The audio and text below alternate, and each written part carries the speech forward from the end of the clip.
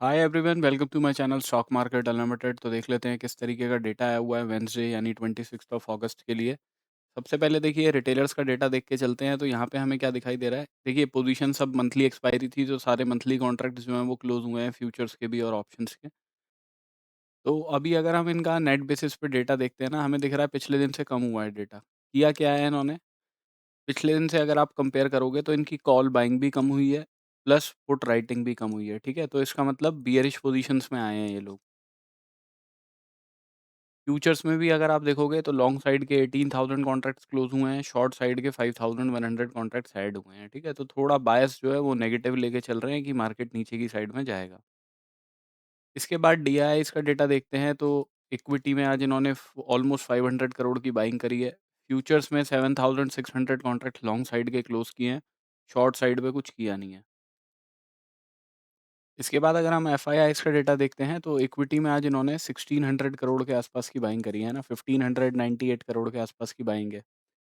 Overall data देखते हैं तो ज़्यादा कुछ चेंज नहीं है ऑप्शंस के अंदर। फ्यूचर्स में थोड़ी-सी पोज़ीशंस जो हैं लॉन्ग बुलिश साइड की जो हैं वो दिख रही हैं। मतलब बुलिश साइड की क्या दिख रही हैं, मतलब शॉर्ट साइड की पोज़ीशंस क्लोज़ हुई हैं इनकी। यहाँ पे अगर आप देखोगे तो 38,000 कॉन्ट्रैक्ट्स शॉर्ट साइड के क्लोज़ हुए हैं, लॉन्ग साइड के 3,000 कॉन्ट्रैक्ट्स क्लोज़ हुए हैं। ओवरऑल अगर आप देखते हो तो अभी भी हमें दिख रहा है कि नेट बेसिस पे अगर हम देख के चलें, 1,99,000 से कॉल राइटिंग जो है वो 1,93,000 पे आई है। ठीक है, तो थोड़ा-सा बुलिश आप कह सकते हो कि शॉर्ट साइड की पोजीशंस कम हुई हैं। पुट साइड में 5,81,000 कॉन्ट्रैक्ट्स इनके पास नेट बेसिस पे पुट बाइंग के थे, वो अब कम होके 5,49,000 कॉन्ट्रैक्ट्स रह गए हैं। तो स्लाइटली आप कह सकते हो बियरिश पोजीशंस कम हुई हैं इनकी। ठीक है ना? तो बायस थोड़ा साइडवेज़ टू बुलिश आप मान सकते हो इनका। इसके बाद अगर हम प्रोप्राइटरी डेस्क का डेटा देखते हैं तो यहाँ पे हमें डेटा काफ़ी बियरिश होता हुआ दिखाई दे रहा है। इन्होंने क्या किया है, पिछले दिन से इनकी कॉल राइटिंग जो है वो, मतलब कॉल बाइंग जो थी नेट बेसिस पे वो ख़त्म होके कॉल राइटिंग में आ गई है। 35,000 कॉन्ट्रैक्ट्स प्लस पुट बाइंग जो है वो भी इनकी बढ़ गई है। ठीक है, तो ये तो बायस अपना नेगेटिव लेके चल रहे हैं कि मार्केट नीचे की साइड जा सकता है। निफ्टी की ऑप्शन चेन देखते हैं तो पीसीआर 1.16 में चल रहा है, बुलिश टेरिटरी में है। बट अभी देखिए ऑप्शन चेन से आप ज़्यादा आइडिया लगा नहीं सकते, कल से प्रॉपर्ली बनेगी तभी इस पे ज़्यादा फोकस करने का फ़ायदा है। पोजीशंस वगैरह जो हैं अभी आपको वैसे ही अगर देखना है तो करंटली एक 24,500 पे रेजिस्टेंस दिखाई दे रहा है और नीचे की साइड में 24,200 पे सपोर्ट है। ठीक है, जहाँ पे मैक्सिमम पुट राइटिंग है। तो एक ये रेंज है, बट इससे कुछ आइडिया लगेगा नहीं, कल से ही प्रॉपर्ली बनेगी ऑप्शन चेन, तब से ही देखने का फ़ायदा है। अभी देखिए अगर हम चार्ट्स पे देख लेते हैं तो मैंने आपको क्या बोला था कि फ्यूचर्स का चार्ट ज़रूर देखिएगा, क्योंकि फ्यूचर्स के चार्ट से आपको ज़्यादा आइडिया लगता है एज़ कम्पेयर टू स्पॉट के चार्ट से, राइट? अब इसके अंदर देखिए इसने क्या किया है कि इसके नीचे आके स्लाइटली इस वाले लेवल के नीचे क्लोजिंग दे दी, राइट? तो यहाँ से शॉर्टिंग की पोजीशन बनती तो वो इस लेवल तक की बनती। बट अगर आप फ्यूचर्स का चार्ट देखोगे तो फ्यूचर्स के चार्ट पे आपको दिखाई देगा कि मार्केट ने इस वाले लेवल के नीचे गया, मार्केट इनिशियली ये विक बनाई और इस वाली विक के नीचे इसने क्लोजिंग नहीं दी, राइट? इसके नीचे भी इसने विक ही बनाई है, क्लोजिंग नहीं दी। अगर क्लोजिंग आती इस लेवल के नीचे तब शॉर्टिंग के लिए कुछ देखा जाता। अदरवाइज़ यहाँ से मैंने आपको बोला था कि डबल बॉटम बनने का सिनेरियो दिख रहा है, वो ही बना और मार्केट ने बहुत अच्छा मोमेंटम दिखाया। ऊपर की साइड का मैंने आपको बोला भी था कि ये वाला ज़ोन जो है 24,300 के आसपास वाला यहाँ पे, ये इधर की साइड से जो मोमेंटम बनेगा वो बहुत तेज़ी का ही बनेगा इधर की साइड में, राइट? बिकॉज़ शॉर्ट साइड की पोज़ीशंस वो क्लोज़ करेंगे अपनी, वो आपको इस लेवल के ऊपर ही पता लगेगा और यहाँ से मोमेंटम, और मैंने बोला था वो 15 मिनट की एक ही कैंडल होगी, वो उसी में काम हो जाएगा सारा का सारा। तो वैसे ही हुआ, मार्केट ने बहुत मोमेंटम दिखाया। ये तो कैश की कैंडल है जो बाद में बनी है, बट मोमेंटम यहीं से आप देख सकते हो कि काफ़ी तेज़ी से मार्केट ने दिखाया ऊपर की साइड का। अभी अगर हम कल के लिए देख लेते हैं, तो देखिए कल के लिए ना, अभी अगर मैं आपको डे का चार्ट दिखाता हूँ ना, तो यहाँ पे आपको एक डबल बॉटम सा दिखाई देगा बनता हुआ। ठीक है, अभी मार्केट यहाँ पे ये एक ट्रेंड लाइन को फॉलो कर रहा है अभी करंटली, और इस ट्रेंड लाइन के ऊपर आके यहाँ पे एक double bottom kind of a scenario बनाया है। तो इसे अगर मोमेंटम दिखाना है तो यहीं से ही कंटिन्यूएशन का दिखाना चाहिए ऊपर की साइड में। तो कल के लिए अगर मार्केट समहाउ कुछ बुलिश खुलता है, ठीक है, अभी गिफ्ट निफ्टी चलेगा नहीं, मतलब गिफ्ट निफ्टी तो चल रहा होगा बट ट्रेडिंग व्यू पे वो दिखाता नहीं है, बिकॉज़ मंथली एक्सपायरी वाले दिन वो क्लोज़ कर जाता है जहाँ पे हमारा फ्यूचर्स क्लोज़ होता है। तो अब ये कल सुबह खुलेगा तो तब उस टाइम पे देखेंगे क्या लेवल है इसके।